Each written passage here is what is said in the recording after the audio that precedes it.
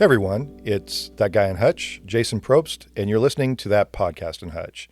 Today in the studio with me, I have Valerie Taylor, who's the Director of Community Impact for the United Way, and Lacey Mills, who's the Executive Director of the United Way.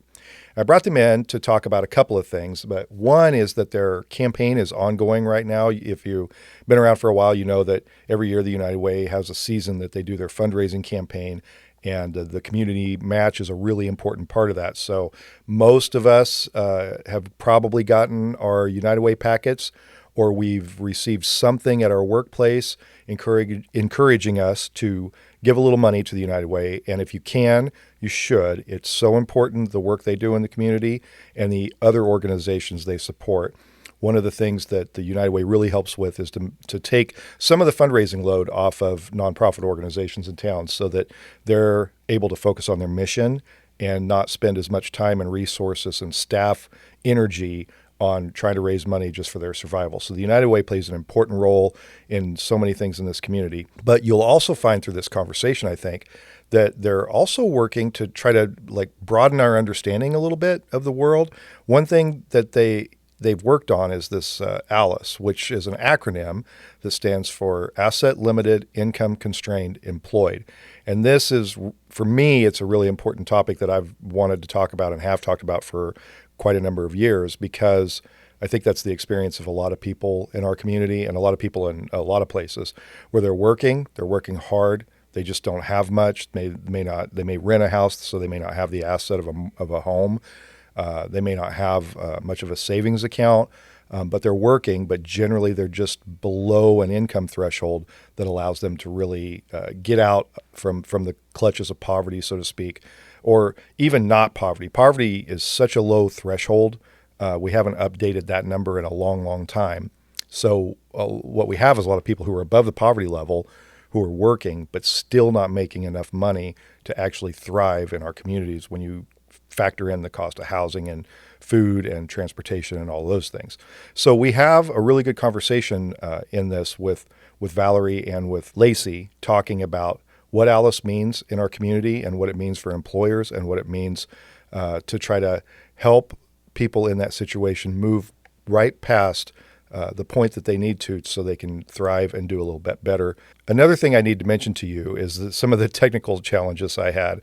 I don't know exactly what my problem was when we recorded this, but the mic setup, I did something wrong. And so it's going to probably sound a little bit off because my voice was really low and volume, and the other voices were a little high. Chris does a great job of making sure that I sound good, but there's only so much that he can do when I give him bad material, and I think that's what I probably did this time. So blame me, don't blame Christopher.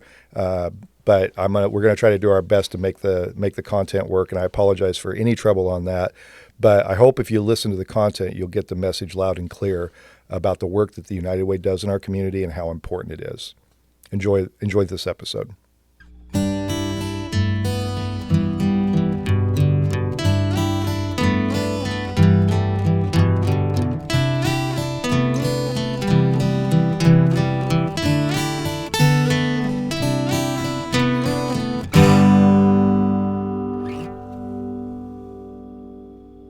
Well, thanks for coming in today. Appreciate that. I have with me Lacey Mills, who's the CEO of United Way of Reno County, and I also have Valerie Taylor, who is the Director of Community Impact. So thanks for coming in and visiting with me a little bit today. Thanks for having us. Yeah, absolutely. So you guys have, you're a little busy right now. You have some things going on, right? I mean, just a little bit. Yeah. Are you busy? Just a tiny bit, yeah. So you have the United Way campaign going on. Can you tell us a little bit about what you do during that time? Like what happens when I think everyone in town knows that the United Way campaign is a thing, and there are some people that are involved pretty closely with it. But to everybody else, what happens during this time of year? Yeah, that's a great question. So we kicked off our United Way campaign right after Labor Day weekend. Actually, it was the first Friday of the fair. And you might have been driving around town and saw all of us standing on street corners around town with signs. But the United Way campaign is when we kick off each year our ask to the community to support the work that we're doing through not only our funded partner friends, which we'll probably talk about here in a little bit, but also the work that we're doing out of the United Way office. And so all of those things, the things that we're doing in the community, take dollars to make happen. And what we did is we have a campaign cabinet, or we're calling them the Hype Squad this year because we're just fun like that. And we've got a campaign Hype Squad who is helping deliver packets to our workplaces. So we have about 150 companies that we are engaged with that do workplace campaign, and it is an opportunity for people to support United Way through a pledge gift, through payroll deduction. And then we have two campaign co-chairs, Keith and Angie Zwickel, and I could probably talk about them all day long, but they are really heading up the initiatives and the leadership for the campaign this year. And if you've ever heard them talk, I was just joking that Keith keeps raising the campaign goal every single conversation that he has in the community. So they are just really inspired by, the need that they know is in the community because they've received some of those benefits themselves as they've grown up in this community. But just people that they know and see and love on throughout their life as well. So there's a lot of folks from direct givers to workplace campaigns to volunteers that are engaged that are helping us try to reach our big goal. And despite Keith trying to raise that I number, know. What is it really this year? So our real goal is 1.3 million, which is what we are trying to raise. Okay. Keith's original big goal was 1.4 million, and last night he said that it's 1.5. So we're going to celebrate at 1.3, and we're going to celebrate at 1.4, and we're going to celebrate like crazy at 1.5. Yes, when you exceed expectations, yes. It'll be a for big sure. party. For sure. Well, tell people, that money then is used to support partners, and can you talk about that? And a lot of organizations in town are supported by those dollars, and those organizations are doing on the ground work with people in our community who have various needs. Can you talk about that a little bit? Yeah, I'll give the high level, and then I'll let Valerie kind of dig in on that. The first thing that I think a lot of people aren't aware of is we have an allocations process. So it's not like United Way, our team is just sitting in the office and determines how to split up the dollars, right? We engage a group of folks in the community that volunteer to come in. I would like to double that next year, but this past year it was around 18 folks from cross sections of the community that came in and sat around the table and listened to presentations from our partners in the community that are what we call funded partners. And they asked for support financially to help their programs that they are trying to either continue doing in the community or start in the community. This year, the asks were around $960,000, and that was between. So this year we are funding 21 different nonprofits at $850,000. And that is to support 33 different programs that they're doing out in the community. And it's really hard to take that number from 960 down to, originally it was supposed to be 800. Yeah. And the second morning, they all told me this in the office, good luck with allocations, because it's really hard to bring that request amount down. Yeah. And that second morning, I reached out to some of our board members and said, we've got to figure out how to have an additional 50 because there's a clear need, and we've got to figure out how to go out and get that. We will make that happen. So, Val, do you want to talk a little bit about the funded partners and the work that they're doing? Sure.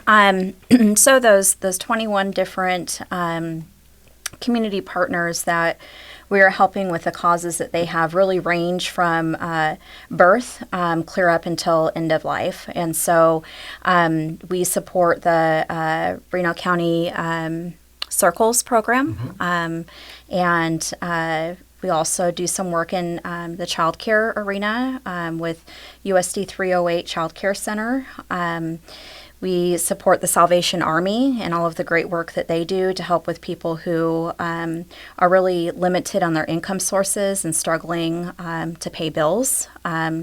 We also help support the Boys and Girls Club. So the kids who need after-school care or summer care, we help meet that gap. Other important agencies like Rise Up Reno for prevention work in our community. And this year we added our Reno Connections program, which I think has been a vital resource, a growing resource, and we hope to get more awareness to the community because it is one program that is open to anyone in our county. So there are no strict guidelines or restrictions on who can receive help from Reno Connections. It's available to anyone. But yeah, those are some of the programs and different agencies that we're supporting. Noel Lodge through New Beginnings is also a huge asset in our community for those struggling with housing insecurity. Can we talk a little bit more about the Reno Connect program? Because I know that is a really useful tool, really powerful tool to connect people with resources in the community, which we have a lot, but it's not everybody knows how to access those. Right. And so if you're going to take you back to COVID-19, so during COVID-19, United Way was given some funds from the federal government to help with those who were missing work due to having the virus, and that was called Rally Reno. So during that time, Denise Gilliland was in the position and gathering the data from the community. What she recognized is, yes, people are, not able to make bills and are at risk of losing utility services. And she realized that many of these people, even past COVID, weren't going to have the sufficient income to continue thriving in their households. And so different community partners, including our religious organizations here in town, came together, and the first thoughts were to call this concept No Wrong Door. And so if you've heard that before, that is now Reno Connections. Okay. And so what we really aim to do is just help cut down on the amount of time that it takes a person to find the resources, making the phone calls, retelling their stories of trauma, which can be triggering each time you get on the phone, having to retell that story. So we are really that first stop that individuals can make if they're struggling with bills, if they're feeling stuck and just don't know what their next step should be. Maybe that means continuing their education and finding grant opportunities like the Promise Act. But also, maybe they have children who have never been taken any type of developmental screenings. And so that's something that we offer too, is we offer social, emotional, and stress index screenings and developmental screenings so that we can connect children who are at risk to the resources that they need, like the Early Childhood Center or Healthy Families, or Lil Hawks, which is previously the Early Head Start.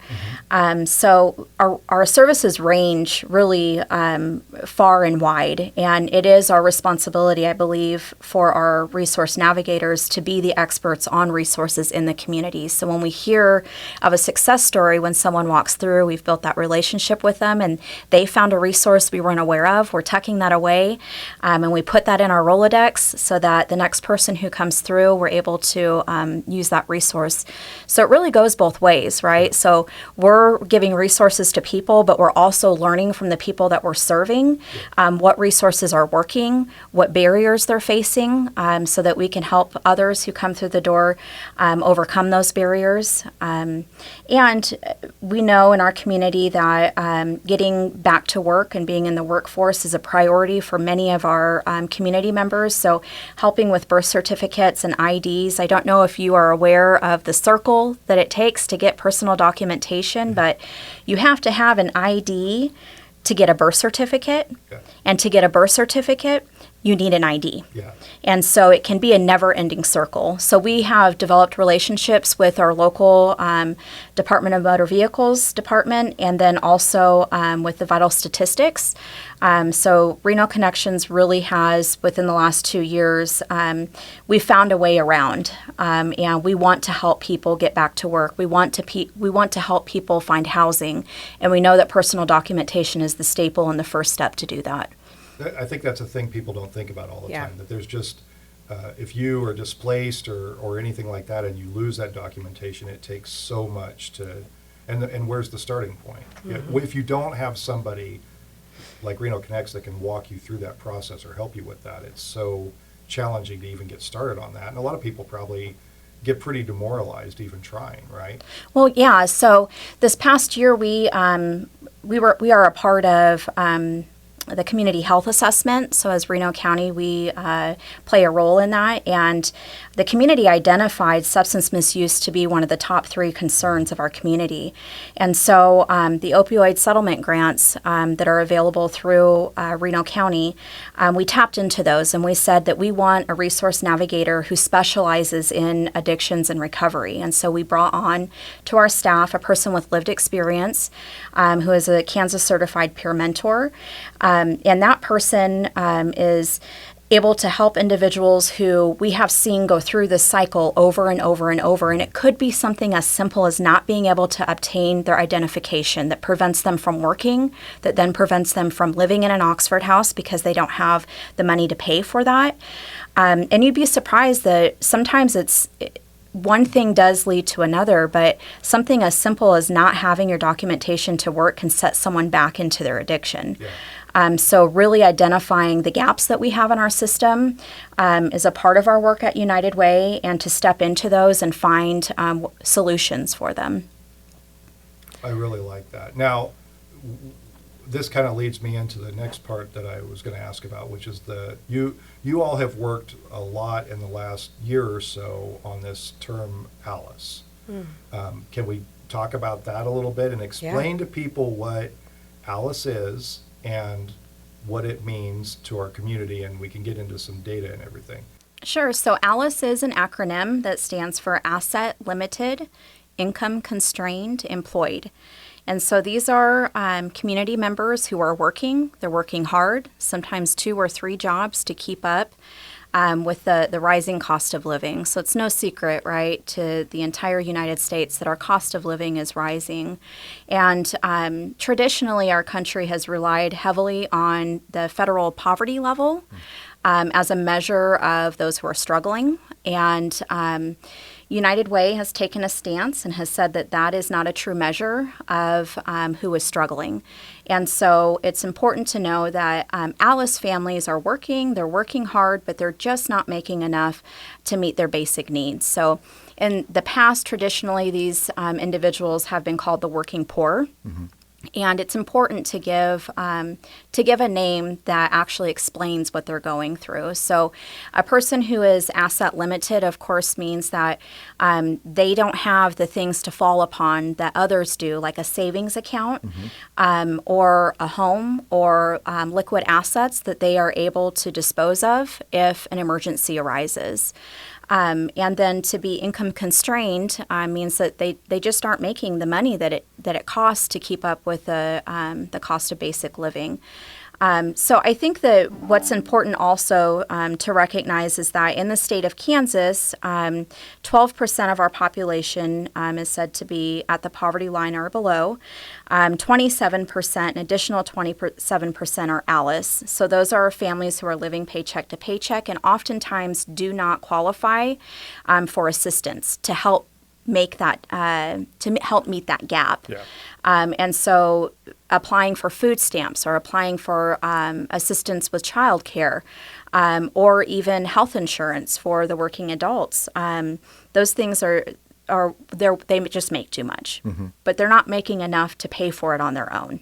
Can we expand on that a little bit? Because this is a dynamic that I think a lot of people don't understand or know much about. That there is a point where when people are starting to get out of poverty and they've done all the things that we ask them to do to improve their lives, And once they start that upward trajectory, there's a point at which they kind of get kicked in the face a little bit with a benefits cliff that happens. And then, I had Denise on here before talking about how she had to take a lesser paying job because at the time she was going to lose benefits that she would have made less money to have taken a better paying job. And that certainly runs counter to what we want people to do. Can we talk about what happens there a little bit? Sure. So you think of people who are in housing, affordable housing, and their income qualifications. That person is offered a raise and a promotion at their job, and maybe that looks like $1 or $2. That person really has to sit down and think, is that $1 or $2 worth me losing the housing that I have that is maybe $400 a month? So losing that housing of $400 a month because they took that $1 or $2 raise could mean that now they're paying $800 a month in rent.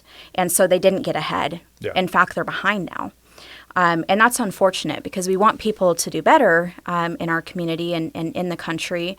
But these strict guidelines that are driven around the federal poverty level, unfortunately, just aren't working. I think, sorry, I'm going to jump in here because I will tell you, so I started with United Way in April, and I think for the first couple of months, I said to Valerie, I said, I understand the data with Alice, but I'm just not really sure what I'm supposed to do with it, right? What is the intention behind this? And I feel like in the last couple of months, as we have been out, we're very fortunate to have great relationship with business owners, business leaders, people who are leading teams or are in HR departments. And it has become very clear to me that one of our roles is to just advocate for that Alice person who is an employee in a company. And so as a manager or as an HR department, really understanding the decisions that an employee goes through when maybe they're offered a raise and they decline that, or if they're offered a promotion and they're saying no because they can't accept that increase in pay, how is that limiting their growth within a company for what they have to offer because they're making a hard decision that is their reality. And so how do we as leaders in the community maybe get creative in how we approach the problem? If we can't approach it financially in that moment as a company or a business or a manager, how can we circle around them and support them in a way that still allows them to grow within the organization and keep and retain them because they're a great employee, but still meets the needs of their personal household and where they're at in their particular season in life?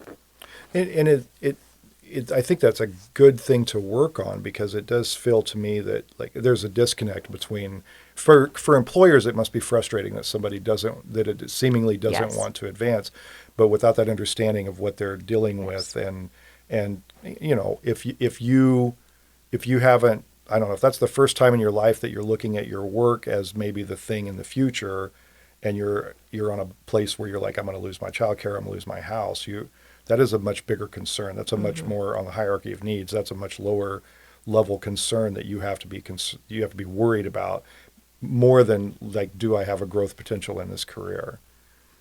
You have those conversations with employers, but you've also gone out just broadly in the community and tried to talk with people about this. What sort of conversations do you have there, and with employers, with stakeholders in the community, but also like what's the reaction? I'm curious what people, were they aware of this? Did they kind of have like some knowledge of what's happening in the community? What kind of things do you hear from people? I think that the biggest thing is we all know Alice. And so now that we have a name, we find that all people are coming to us and saying, either my employees, I never knew that there was a thing that I could explain what they were going through, or they had loved ones or children who are in the Alice threshold. I think that one thing that has really given me hope is, the short amount of time that we've had this data available in Kansas, there are some local nonprofits who are using the ALICE data when they look at increasing wages. And so those conversations happening this early in the game really give me hope that as we progress through the years that it may become a standard. And not only that, but at the state level will start to take the ALICE data into consideration as well. Because part of it is to try to create awareness and then eventually maybe some policy change that supports those families, right? Absolutely. And I think what has been, I would agree with what Valerie said. I think we all probably know those people or are those people, to be honest.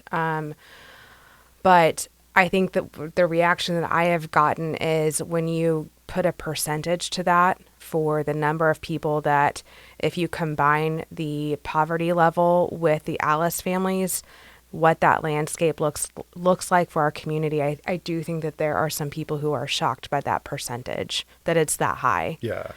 Can you run through the stats again just to make sure we have those?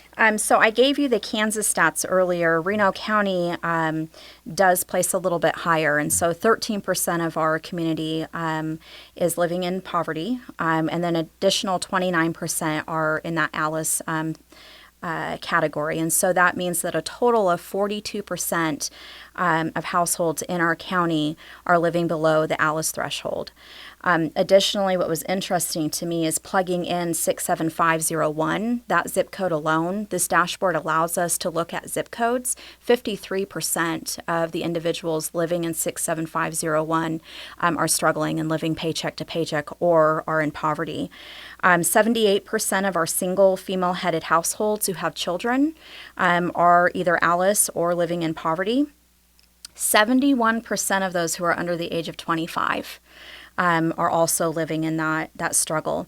And then I think that we have a population that sometimes we don't often talk about, and that is our seniors. And so when we remember, ALICE means that these individuals are working. So those that are 65 and older, 51% of them are struggling. And so, in my opinion, 65, you should be retired, enjoying life. And the reality is that many of our citizens are not able to do that. They have to continue working. And I hope that we can join together and we can come up with some creative solutions to this. I did want to highlight a couple of our nonprofits in town, including United Way, who even prior to this ALICE data are recognizing a higher percentage of income. And so when I look at the IDA savings program of interfaith housing, which we do help fund, they look at 200%. And so that IDA savings program allows for an individual to save for education, the purchasing of a home, or home repairs. And that percentage goes up to 200% of the poverty level. And they match their money. And this is available to any Kansas resident.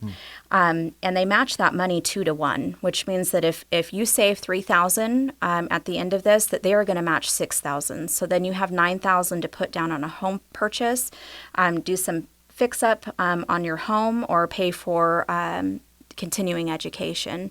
Another one is our Delta Dental program. And so that provides $3,000 worth of dental coverage for Kansas residents again. And that income level is much higher than the poverty level. And so sometimes, people may say, well, I would never qualify for that because I don't qualify for Medicaid.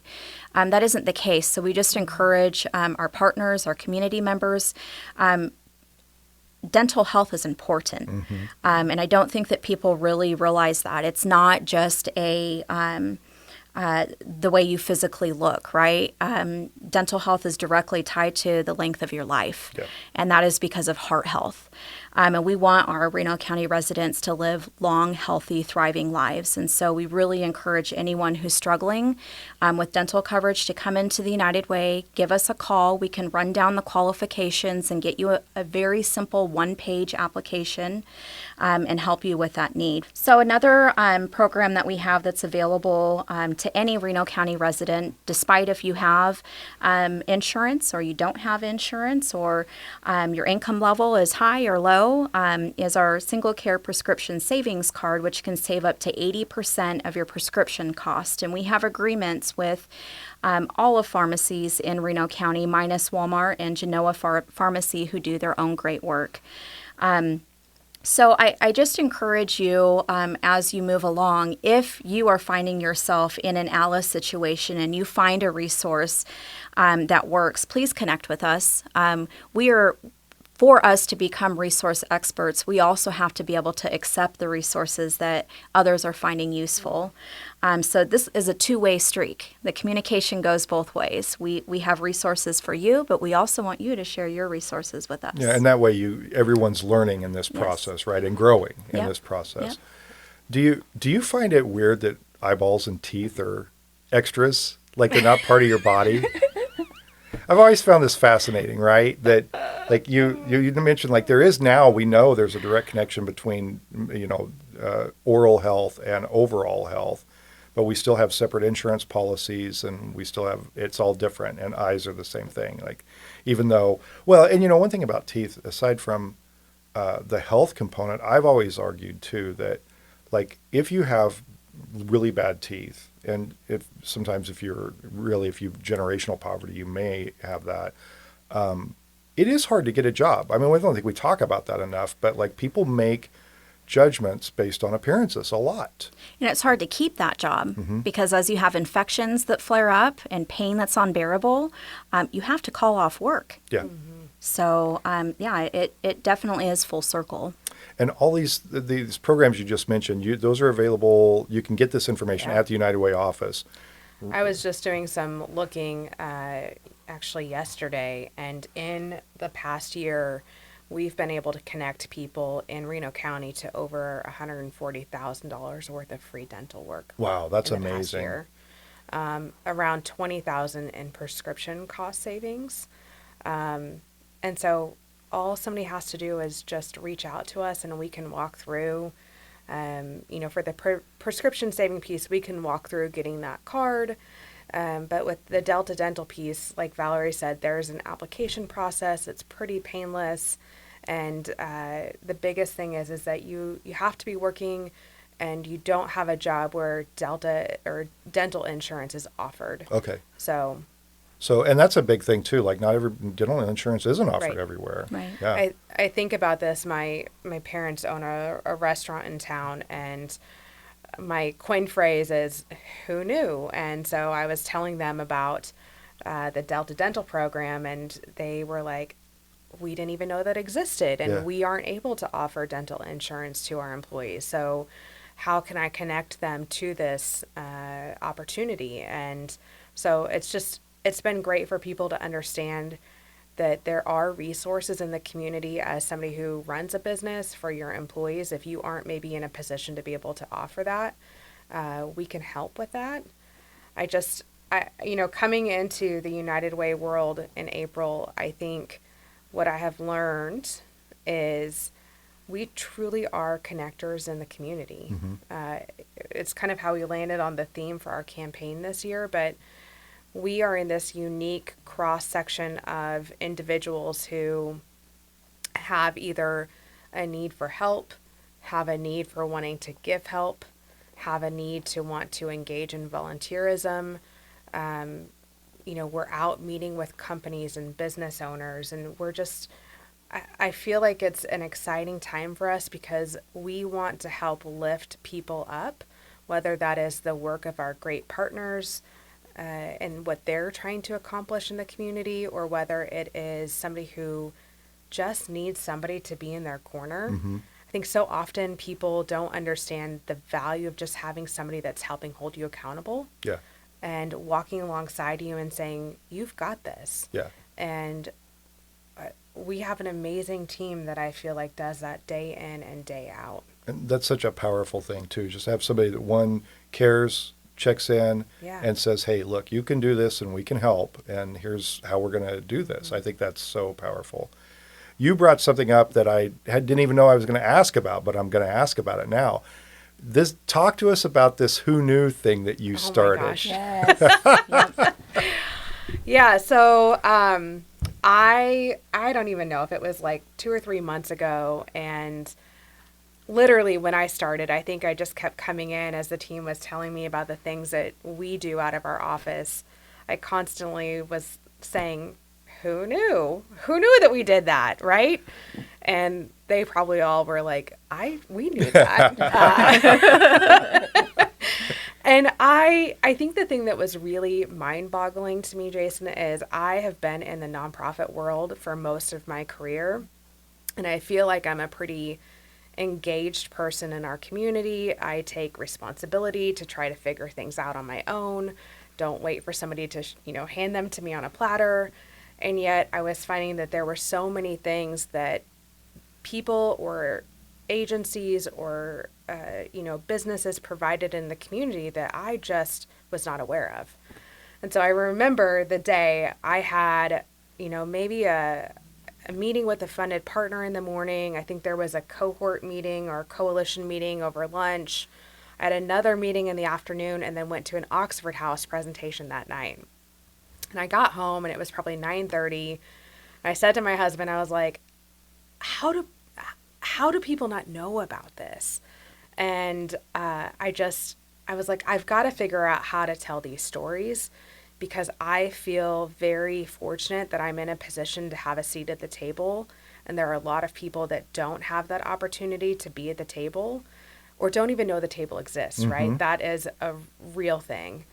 And so that night I'm on Canva, I'm designing like a banner for the Facebook page, and I get so excited about it, but created this page and just very rawly told the story of, these meetings and these places that I get to be at. And one of the first ones was the Reno County, it was the food bank. I was at the food bank that day. Yeah.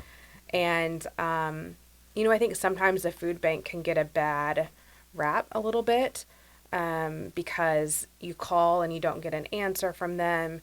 And that can be frustrating, right? That can be frustrating for a person that's trying to get help. Maybe if you're an agency that's trying to refer people. But I always, me as a human, believes that you have to look for the good, right? And you have to seek to understand why things are the way that they are. And so I went in and met with Penny, who runs the food bank. And did you know, who knew? Who knew?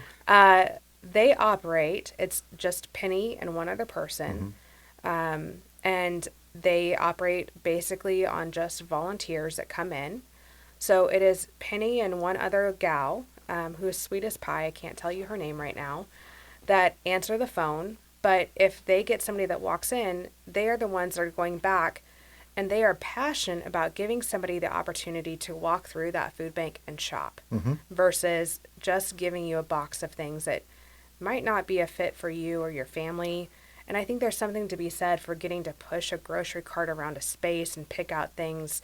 It gives you dignity, right? Yeah. That you get to have a choice, even in a moment where you might not be able to walk into a grocery store to get those items. They want to provide that space. And I walked away from there with a whole new appreciation for what they face daily and the challenges, and how maybe people see that experience on one side. I want people to understand what the experience is on the inside. And so just felt compelled to share those stories. And so, yeah, this is my shameless plug. If you want to follow, it's called Who Knew Reno County. And I just very rawly and openly talk about the things that I get to experience every day. And I think our community is so incredible. Yeah. I mean, what that comes down to is the people, right? Yeah. That's what I mean. It's when I saw you do that, and I see you talk about it now. It is. There are moments when you do realize. I mean, there's a lot to look at and say there are problems that need to be solved, and we live in that world, and we Right. see that all the time. But the other side of that is that I sometimes am sort of overwhelmed, and I think that's maybe what happened with you too, when you realize all of the energy that there is of people just giving themselves and their time Yes. to try to. I mean, we're not doing it perfectly. We're not solving all the problems, but the number of people who just dedicate themselves to trying, who put all their effort into this in 1,000 different ways, whether it's like beautifying the city or running a food bank or volunteering for any of the nonprofits in town, delivering commodities, any of the things that happen in this community. There's just so many people that are trying, and it is, to me, it's sometimes a little bit overwhelming to think about, but it's also exuberant, right? Yeah. To think like, oh, this is really the essence of community, right? People trying to make things better, and knowing that like maybe in my lifetime I don't solve this problem, but I try Right. and I do what I can while I can. I think so often people get stuck on perfection, but don't stop and take the time to realize that progress is an even bigger piece to celebrate. Yeah. Like, we're making progress on really big issues for our community. And it's not just the work of United Way or Jason Probst or Lacey Mills or Valerie Taylor. It's all of us coming together collectively saying, we tried this, we're experimenting, this worked really well, maybe we tweaked this a little bit, but let's try again tomorrow. That's how you make progress and try to make community better, so that, you know, my son's 14. I want him to choose Hutch. Yeah. Sometimes I want him to move away. Not, and that's gonna sound. I was like, oh. As it was coming out, I was like, oh, this is gonna sound bad. Well, there's a period in every parent's life. yeah. I know, right? I think you're there. He's 14, so maybe that is no. But there are times where I want him to go somewhere else so he can experience and have an appreciation for just how great our community is. Because I think until you see something else, it's harder to have an appreciation for just what you have sitting right in front of you, you know? And we hear that from people who either lived somewhere else or lived here and then moved away and then came back, is the feeling that a place like Hutch is a place where you can make a difference. It's a Yes. place where you can be part of the solution. Whereas like in a big metro area, you're just a number, you're just another person. It's And really hard to plug in. yeah, but here you can do it, and you can always find a place to serve. You can always find a way to make a difference. I think that's important. Well, that's kind of what drives you a little bit, isn't it, Valerie? You've been doing this work, and we've got to watch you take these different roles on at the United Way to where you are now, and you've had that kind of growth individually and personally, right? Yeah, absolutely. So I am a transplant to Hutchinson, and I couldn't be more proud of the place that I live. And so I came here in 2017, and I was one of those people who needed an ID. I came to town with absolutely nothing.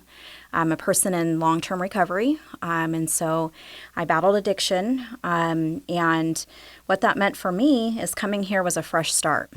I did not expect at all to see the trajectory of my life change the way that it did, and to have a community that really embraced me and has embraced others who are in recovery. And I am so grateful for the opportunities that I have for United Way, but not only that, that they're listening to that unusual voice, that the spaces and the tables that I'm invited to, there's a huge responsibility on my shoulders that I remember where it came from, and that I continue to reach back. So my saying is that I reach one, I teach one, and I release one. And so I hope that as doors continue to open for me, that others are able to walk through. Our Reno Connections employees, they also are people with lived experience. And so it's pretty enlightening, I guess, to look at our staff and see how it's changed, even in the last 2 years with me coming on and building that relationship and trust, and being able to reach back to other people and bring them on staff too. And I see other nonprofits doing that in the community. Yeah. So that's another thing that I highly encourage is that we take risk. And sometimes, you may take a risk and the person doesn't work out, and that's fine. But sometimes that does work out, and we end up with people like Seth Dewey in our community, and myself and many others at the health department, Gary Race and Thomas Simmons, just doing amazing work. And that is why I am proud of Hutchinson, that I feel like a lot of times we are walking, we're not just talking the talk, we're walking as well. So around the tables of decision making, lived experience is showing up, and we are showing up in large numbers. So I hope that gives anyone who's listening encouragement that their voice does matter. We want to hear it. Call us at United Way, have a chat with me, and I'm here with open ears and a big heart. So, Love that. Well, you both have big hearts, and everyone, I think, knows that. Tell us about what's next, like what's happening. The campaign's going right now. What happens in the next weeks, the next months with that? When does that wrap up? What are the plans next year with Alice and outreach on that front? Give us a snapshot of the future here. Jason, I'm just trying to remember what my next meeting is. Well, I can go first a little bit. I think for us in the overall world, obviously campaign is really hot right now, and we have big dreams and hopes and goals for that. And I think you have a $1.6 million goal. Oh right? my goodness. Keith is going to love you. Keith is going to love you. I'll text him when I leave here. We are in the thick of things doing presentations at all of our campaign workplace locations right now. And there's a couple of events that are tied to that. And we have Shop Local, Give Local that's coming up in the community, which is a fun event with some boutiques to try and help raise money towards campaign. So just a lot of things that are campaign driven. We're getting ready to head into a strategic planning session with our board, and it's kind of on the heels of gathering some just hopes and dreams from the team about where we see ourselves in the next, 1 to 3 years. And while I am passionate about the work that I get to do every single day, I think what I'm most proud of and what drives me is this group of people that I get to come to work with every day. The Valeries of the world and the Jessicas and the Carlas, and I should name all of them. I won't, go through that list, but just this team has big hopes and dreams, and we have things that we want to do, and you're going to see big things out of United Way in the next 1 to 3 years. And so I think that's where, our eyes are set. Reno Connections is a big piece of that. We know that there are some gaps in the community, and we feel this responsibility to step in, and actually not step in. We're already doing that, right? But to just really figure out how to walk alongside folks in an even bigger way. Yeah. And so I think that those are some of the things on the forefront, but more to come. Oh, yeah. And Valerie, what do you see in the future? So I think one of the things that people are unaware of in our community is all of the work that our stakeholders are doing around people who find themselves unhoused. And so one experiment that we did is the city of Hutchinson and United Way of Reno County both gave $10,000 each to our Noel Lodge to do an experiment on what would happen if we had a daytime service available for those who are finding themselves unhoused. And then additionally, their staff stepped up and said, what would happen if we provided them resources and some structure and some guidance? And what we saw out of that work is the last year, 60% of individuals who were in our emergency homeless shelter found employment. So they were working, 60% working. And 40% of the individuals who went through the program there at Noel Lodge, found permanent housing. And so that's very encouraging. It definitely was money well invested. And there is more to come. We have a group of people, community members, and different stakeholders who meet monthly. It's called the Downtown Unhoused Conversation. And we're moving into turning this from a conversation into a coalition with a strategic plan. 5 years, what will the town look like? What actions will we take? And what do we hope to see? Another thing that was pretty shocking to me, my first year at United Way, I had a community member come to me and say, they just released the point in time count, which is happens every January. The federal government wants a snapshot of time of how many people are experiencing homelessness in our communities. And so this person came to me and they said, can you believe that the point in time count showed that we only had 20 individuals in our community who were unhoused? And I said, that's not true. Mm-hmm. And so stepping into the community impact role and being able to lead and convene the unhoused conversation, we joined forces with the agency who does our point in time count because they're not local. And so we identified that gap. And joining forces with them, having local people, even those who are unhoused, go out and make contact on the streets with people who are unhoused. That number has increased now to 75 in 1 year. So we have lots of work to do there because I still don't even think that is an accurate picture.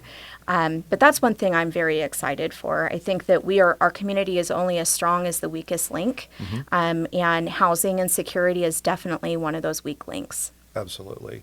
Well, thank you both for all the work you do in the community and everything you do to help out. It is campaign season, so if people are inclined to donate to the United Way, what's the best way to do that? So you can go to unitedwayofrenocounty.org, and there is a button at the top right to donate now. You're welcome to mail us checks. You can stop by the office.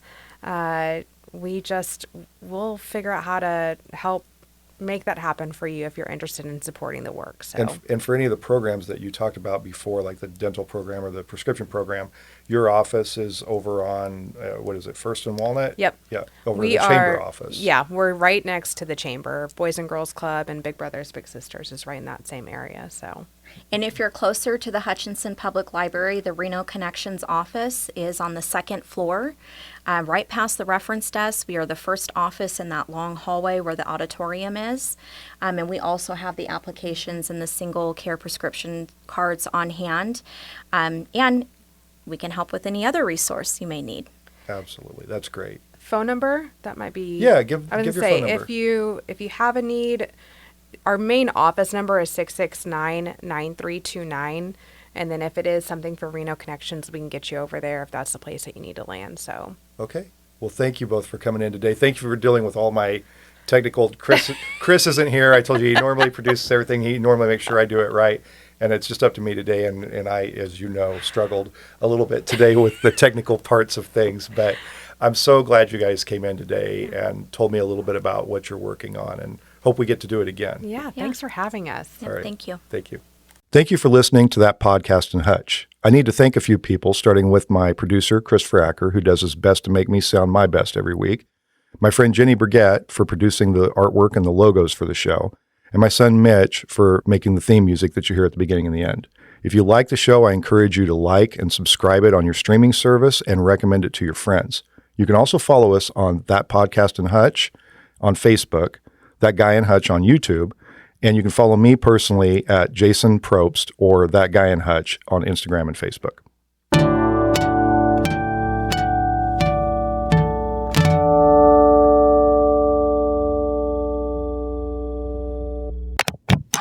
A Salt City Sound production.